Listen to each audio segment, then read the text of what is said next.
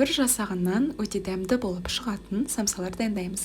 Арнайы самсаға арналған қамырымызды үзіп алып, дөңгелек етіп жайып шығамыз. Қамырымызға май қосып, орап жаймасаңыздар болады. Дайын қамырды тек дөңгелек етіп жаямыз. Салмасын жасаймыз. Салмасынан тауық етін пайдаландым. Ұсақтап турап аламыз. Одан кейін жуамызды алып, жуамызды да ұсақтап тураймыз. Асқабағымызды аламыз. Асқабағымызды да осылай көбіктап турап аламыз. Асқабақ қосу міндетті емес, қоспасаңыздар да болады.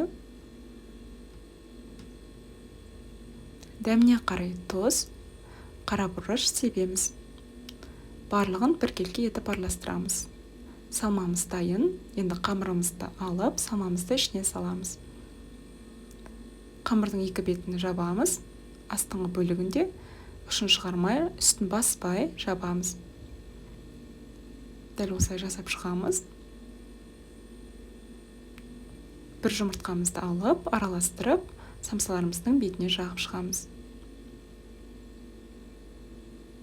Одан кейін күнжутымызды себеміз беттеріне. Және макты да дөңгелек етіп, тек бір жеріне сеуіп шықсаңыздар болды. Міне 180 градусқа 25-30 минутқа пісіріп аламыз. Міне самсаларымыз дайын болды. Сіздер де жасап көріңіздер. Ас болсын.